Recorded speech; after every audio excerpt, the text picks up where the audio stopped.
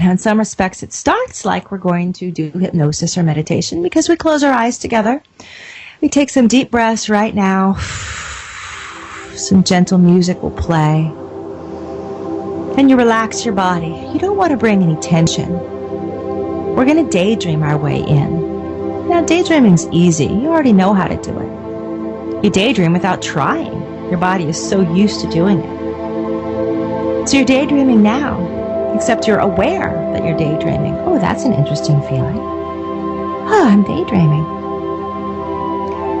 You see yourself right now sitting around a large table, a big table, big, old, beautiful table.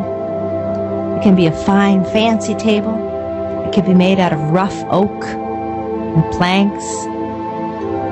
Any kind of table you choose. Lots and lots of seats are around this table. You realize it's a festive meeting place. It's a place where energies come together and share, where they communicate, and you're there. And you look around you and you get a sense that you're someplace sort of outside of time, not in the normal world. This table exists in another layer of energies, a place outside of physical, just behind it, just one version off from our physical world.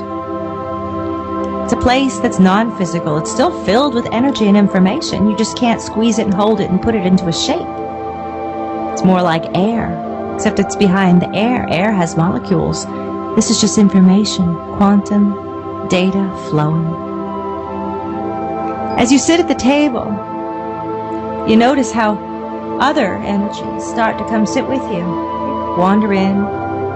Some of them, you know, look at this. Is this someone from your family? Do you notice your family starting to wander in?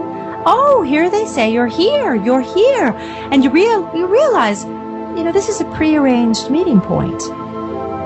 This is a place that we perhaps have met at a lot. Before we were perhaps in our physical bodies, sharing of life. Maybe there's energies here of people who are no longer in physical bodies. Relatives you once knew. Maybe there are energies here that are relatives yet to come, your grandchildren someday, a future partner for one of your kids. Who knows who's here? A whole sort of people, a whole assortment of them. And you're noticing what a good feeling it is. It's like coming home.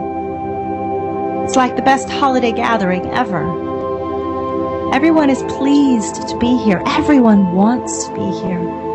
No one has come with any sense of sadness or burden in their heart. They've all come for connection. They've all come for joy. They've all come to share. They've all come to listen.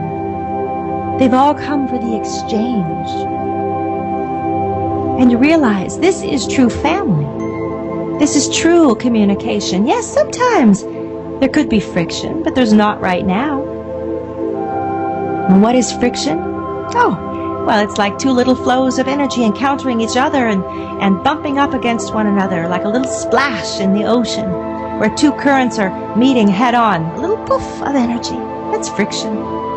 Sometimes that happens, and then they work around each other and they keep going. And you're thinking, yes, this is how I like flow to be. This is how I like exchange to be within my family, my friendships. Sometimes we flow right alongside each other. Smooth, glowing, wonderful, beautiful, opening, connecting, deepening. Sometimes, woof, we have a little bit of friction, but then we just kind of melt around each other. Work it out. Then, too, you're thinking about some of those family members where you don't seem to work out the friction. You feel as if you are stuck, head to head, energy to energy. And you know this is not right. It feels like it's against the laws of the universe. It is. It takes so much struggle to maintain that rigidity. It's not natural. There's struggle in maintaining the friction. It is not natural. It wants to resolve itself. It wants to. And you realize how much more energy it takes to continue the friction, even silent friction, years of silence. You still created something that's holding inside of you, holding back. You've created a dam in the energies. You let these go. You feel these dissolve. Even if the other energy, the other consciousness, this other family or friend, even if they're not resolving theirs, you resolve yours. You don't have to wait for them. You don't have to. In fact, you don't need anything from them. All those things that you thought you needed from them, an apology, an understanding, to be repaid, whatever it is, you don't need it. It's not important to you now. Well, it might be a little bit important, but what's more important is that you resolve your own friction. Because friction wears out parts. Friction damages motors, long-term friction. And ultimately, you have to say to yourself, no, this has been hurting me too long. And I don't allow this anymore. I don't allow the hurt. I resolve my friction with you. I let it go. I let it go. Doesn't mean I have to forget anything. But I don't hold it. I don't brace myself. I let go. And as you do this, as this pouring release happens inside of you, you realize, my whole life should be filled with this. This is the feeling. And now everyone who surrounds me, all the family, all these energies, these consciousnesses, I realize we're all here to support each other. We're helping each other. I just have to ask. I just have to ask. They ask me. Why don't I ask them? Maybe I'm going to. Maybe I should ask them. In fact, I think I will. Because that's what we do. We share. We create mutual support structures for each other. Oh, this feels like good energy for family. And that's when you begin to feel out in this beautiful place where you are with this great big table and all the happy energy buzzing around. That's what family's there for. Your deep and ancient friends are there for. To create support for each other. To create little things to hang on to as we move from point to point in our life. You can be the chair that someone else grabs onto as they hurtle past, and then they can be the chair for you as you move past them. Sometimes you move together. It's all fun. It's all fun. It's all support. And we want that support. We need that support. We're social beings, not just here living as humans, but as great consciousnesses. We're social beings. We have relationships all over the universe with all kinds and levels and types of consciousnesses and beings. We always remember that. We are never alone. You are never alone. If you are isolating yourself, you're choosing to do so.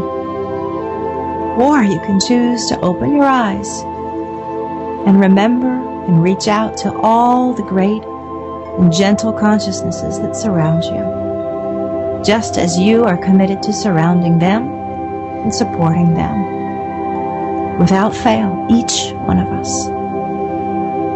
We give thanks for this. We open our hearts right now as we are still sitting in this grand and beautiful table, watching these energies, these beings that we care so much about and cherish, and we're thankful we have one another. We give gratitude to each other.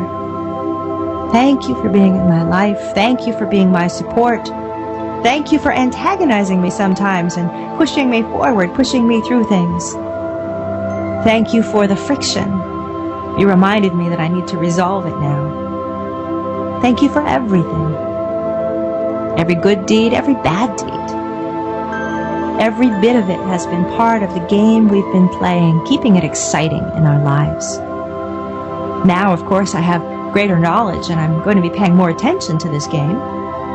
Maybe planning in a few things more consciously than I did before. But nonetheless, I thank you for everything. All of you. Your heart is open, it's blooming, it's filled. You realize that every single being here is here by invitation. Is here because you asked them and they asked you. No matter what you may say to yourself, because there was something there for both of you. An interaction, an understanding, an awareness, something. And with that, you realize it's time now to return from your daydream, watching this big, beautiful table, this gathering hall, the meeting place, dissolve.